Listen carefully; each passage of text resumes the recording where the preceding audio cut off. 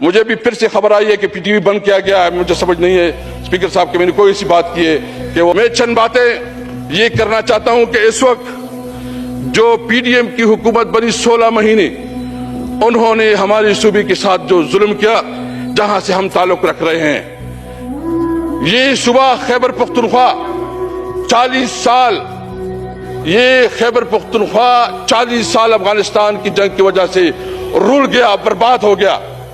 पहले लड़ाई थी, रूस आ गया अफगानिस्तान, तो बताया गया कि इस्लाम और कुफर की जंग है। लाखों अफगान शहीद हुए हमारे इलाके में।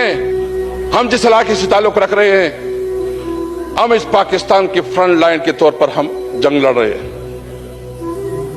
40 साल इस सरजमीन पे जंग हुई।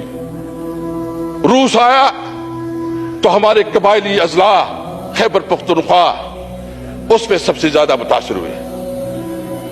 हमसे कलम छीना गया, हमें क्लाशनकोफ हाथ में थमाया गया।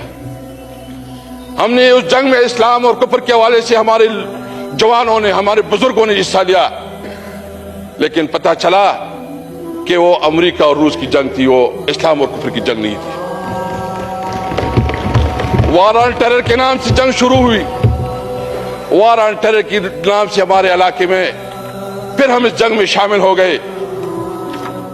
मेरे कबाइल के काफी हमारे साथी इधर बैठे हैं, इनसे आप पूछ सकते हैं। आप वजीरिस्तान, आप बाजवड़, आप मेमन, आप कबाइल के जितनी भी जिले हैं, उनसे पूछे कि उसके ऊपर क्या गुजरी है। ड्रोन अटैक, बमबारी और ऑपरेशन।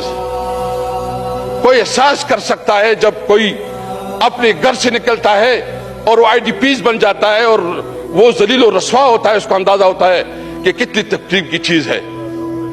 इस इलाके को जिस तरह रोंदा गया, उसके रवायात को रोंदा गया, तो फिर कहा गया कि नहीं जी, यहां तो बॉर्डर पे स्मगलिंग होती है, यहां तो जो है ना, मुझे बताए दुनिया में कौन सा ऐसा इलाका है जहां स्मगलिंग नहीं होती। मैं स्मगलिंग की हिमायत नहीं करता, लेकिन मैं सिर्फ पूछना चाहता हूं कि क्या खैबर पख्तूनख्वा के उस अजला के जो फाटा के हैं, जो खैबर पख्तूनख्वा के हैं, उनके हुकूक और लाहौर और कराची और इस्लामाबाद की अवाम के हुकूक बराबर है? क्या जहां जो सहूलियात आपके इस्लामाबाद में, कराची और लाहौर और दीगर सूबों में है, क्या वो आपके फाटा में वहां स्कूल, कॉलेजेस, हॉस्पिटल्स, इंडस्ट्रीज, कारोबार है? वहां तो आपने तबाह बर्बाद किया है। आपने इस्लाम पे, पाकिस्तान के नाम पे हमारे लोगों को जिस तरह रस्वा किया। हमने कोशिश की गुज़िश्ता हुकूमत में, हमने कोशिश की, हमने गुलाम खान के ऊपर तजारत शुरू की, हमने अंगूर अड्डा के ऊपर तजारत शुरू की, हमने तोरखम के ऊपर जो है तजारत शुरू की, हमने खरलाची के ऊपर तजारत शुरू की। और जुल्म ये हुआ कि हमने 400-300 मिलियन से लेके 1.7 बिलियन तक वहां का हमारा जो एक्सपोर्ट बढ़ गया। और जो उस पोटेंशियल है हमारे Afghanistan, central Asian, Russian state तक, ये तकरीबन 3-4 बिलियन रुपया का है। तकरीबन 25% आपका बनता है पूरी उसका, 25%। आपने फिर भी, अभी आप देख लें, मेरे बेटे हैं वाना से, वो कह रहे हैं कि उधर जो है ना वाना पे उन्होंने सारा कारोबार बंद किया हुआ है, चमन पे लोग धरने पे हैं। आपकी जो तजारत है इस वक्त अफगानिस्तान के साथ बंद हो चुकी है। स्पीकर साहब, आपको पता है, हमारे सेक्रेटरीट को पता है कि हमने पूरे रीजन में बहुत बड़ा काम किया। मुझे बताएं कि हमारा गुनाह क्या है कि इस वक्त हमारे पेशावर में कोई कारोबार नहीं कर सकता, हमारे फाटा में कोई कारोबार नहीं कर सकता, हमारे सूबे में कोई रोजगार नहीं कर सकता। कारोबार करता है तो उसको टेलीफोन कॉल आते हैं, बत्ती की कॉलें आती है, इसलिए कि अफगानिस्तान बॉर्डर पे है और वहां जो हम मुश्किलात गुजार रहे हैं, तो हमारी जिसके पास थोड़ा बहुत पैसा था, कोई माइग्रेट कर गया इस्लामाबाद, कोई माइग्रेट कर गया पंजाब, कोई माइग्रेट कर गया कराची और कोई माइग्रेट कर गया ओवरसीज में।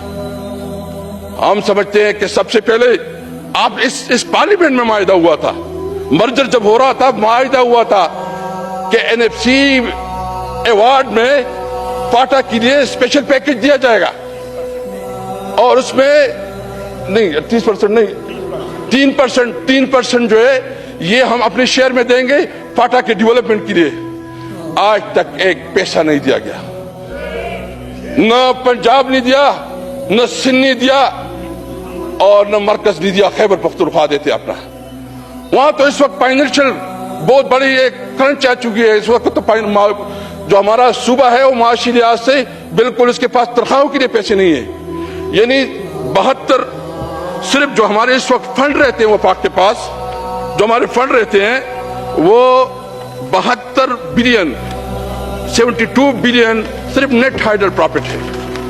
صرف نیٹ ہائیڈل پروفٹ میں ہمارے جو ہے نا 72 بلین رہتے ہیں. اور دوسرا جو کمٹمنٹ کی گئی تھی 2023-24 کے بجٹ میں کہ 262 بلین دیں گے, ابھی تک کوئی فنڈ نہیں دیا گیا. جو پیٹرولیم اور دیگر چیزوں میں جو کمٹمنٹ کیے گئے 75 بلین کا, یعنی ایک طرف وہاں جنگ زدہ علاقہ ہے, وہاں ایک طرف شورش پپی ہوئے ہیں. افغانستان کے ساتھ جو ہمارا تھوڑا بہت روزگار ہوتا تھا وہ آپ نے بند کر دیا. ہمارا جو خواب تھا کہ ہم سینٹرل ایشیا کے ساتھ اور ایشین جو رشین اسٹیٹس کے ساتھ اپنا کاروبار کریں گے وہ آپ نے بند کر دیا. آپ ہمیں پیسے نہیں دے رہے, تو اس کا کیا مطلب ہے؟ کیا آپ وہاں مزید دہشت گرد پیدا کرنا چاہتے ہیں؟ کیا آپ وہاں مزید ایکسٹریمزم بنانا چاہتے ہیں؟ اس لیے ہم نے فیصلہ کیا ہے, ہم پاکستانی ہیں, ہم آئینی پاکستان پہ یقین رکھتے ہیں, ہم قانون اور آئین کے اندر رہتے ہوئے اپنی جدوجہد رکھیں گے. لیکن یہ بات یاد رہے, ہم نے سب نے یہ فیصلہ کیا ہے کہ اگر ہمارا حق نہیں ملتا تو کوئی یہاں حکومت نہیں کرے گا انشاءاللہ تعالی. ہم یہ بھرپور طریقے سے اپنی آواز اٹھائیں گے, یہ ہمارا حق ہے.